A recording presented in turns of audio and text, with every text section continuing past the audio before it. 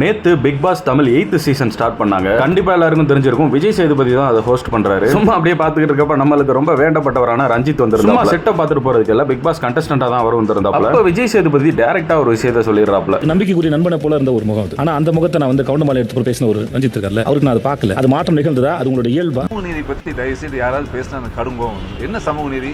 அப்படி விஜய் சேதுபதி டைரக்டா சொன்னதும் ரஞ்சித்துக்கு என்ன பேசுறதுனே தெரியல. உடனே நானுமே அதுக்கு வருத்தப்படுறேன், அதை மாத்திக்கிறதுக்கு தான் இங்க வந்திருக்கேன்டாப்ல. அதை தப்புன்னு உணர்ந்த மாதிரி தான் அவர் சொல்லியிருக்காப்ல. பாப்போம் என்னதான் பண்றாருன்னு இந்த 100 நாள்ல. ரொம்ப பாடம் கட்டுக்கிட்டு அது ரொம்ப வருத்தப்பட்டேன். இன்னைக்கு ரஞ்சித்திட்ட இருந்து கண்டென்ட் வரப்போகுது அப்படின்னு நினைச்சுக்கிட்டு இருக்கும் போதே ரஞ்சித் கூட்டு வந்த ஃப்ரெண்டு கிட்ட இருந்து கண்டென்ட் வருது. உங்க கூட யார் வந்திருக்கா? கோயம்புத்தூர்ல வந்திருக்காங்க என்னோட ஃப்ரெண்ட்ஸ். சாப்பிட்டீங்களா? சாப்பிட்டேன் சார். நீங்க சாப்பிட்டீங்களா சார்? உங்களுக்கு முதல்ல கேட்போம் எப்பவுமே. எங்க ஊர்லயும் கேட்போம், அது வழக்கம் தான் சார். அது உன் நண்பன் யாருன்னு சொல்லு, நீ யாருன்னு சொல்றேன் அப்படின்னு ஒரு டயலாக் இருக்கும். அதே மாதிரி தான் ரஞ்சித்தோட ஃப்ரெண்டும் ரஞ்சித் மாதிரியே தான் இருக்காப்ல. அவங்க ஊர்ல எல்லாம் முதல்ல யாரையாவது பார்த்தாங்கன்னா சாப்பிட்டீங்களான்னு தான் கேட்பாங்க. அப்ப மத்த ஊர்ல எல்லாம் என்ன ஆய் போயிட்டீங்களா கேட்பாங்க. வரவே இருக்குது, அன்பா காமெடி எல்லா ஊர்லயும் இருக்குதுங்க. எங்க ஊர்ல வந்து வெளியே போனா சொல்லுவோம்.